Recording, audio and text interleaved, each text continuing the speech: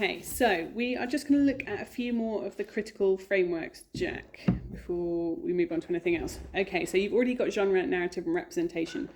What about audience? Do you think there's anything kind of that you might be interested in researching about audience? I've looked into a few kind of horror type things when it comes to audience and how certain techniques in the film or a series could impact an audience, such as things like camera working, how by doing slower movements around kind of looking around things can create a more suspenseful impact, and obviously things like music can have a great impact, especially when things like we look at films like Insidious, where they're known for their soundtrack and their sound effects. And yeah, how lighting can affect an audience. Obviously, if it's a bright, colourful film, the audience won't be as scared or intimidated. But if it's darker, more grainy tone type film, then it will leave a more impact on the audience. Okay, good. Oh, yeah, so horror techniques for an audience, potential area of interest. Anything about regulation or kind of laws surrounding media that might be interesting? I remember in one of the classes we did, we were shown an advert about I can't remember what it's about. Was it an ape? I think it was about. It was an orangutan. Orangutan, that's it. And we discussed why that was banned, and I think was it down to product or something? It was down to political affiliation. So it had previously been a film made for Greenpeace, which is considered to be a political organisation.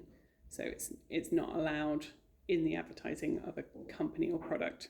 Yeah, and we also then went off and looked at other ads we Googled ads that we thought might be banned. Some of them are very obvious of why they were banned because they were just blatantly, they weren't hiding it at all, and others kind of had to delve into a bit more, and things like I think Red Bull adverts were banned because children thought they actually gave you wings or something like that. But yeah. Okay, so looking at potential reasons that advertising is banned might be an area of interest. Yeah, I think it's to do with like the encouragement, what it can encourage, and yeah, what it represents might come off bad what it actually means. Okay, that's interesting. What about technology? Any areas of interest there for you? I guess into like how streaming has affected everything in terms of like nowadays you don't have to go to the cinema. You could literally you can go on Amazon, look up a new film, and then just buy it and watch it at home. And obviously you've got things like Disney Plus and Netflix, and Disney Plus is the main one because it's now working with Marvel and owns Marvel and Star Wars now, so that's throwing out films and series every 5 minutes. Paramount, you've got loads that nowadays you just watch any film or series anywhere you want. Yeah, so a really good link with production, distribution, exhibition there. So I'm actually going to skip straight over to marketing and promotion. So any areas that might be interesting there?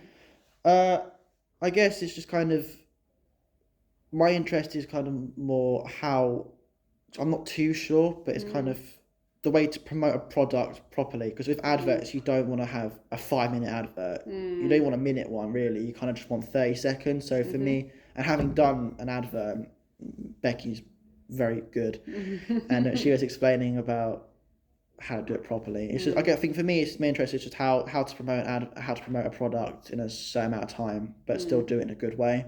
Oh, okay. Yep. Okay, good.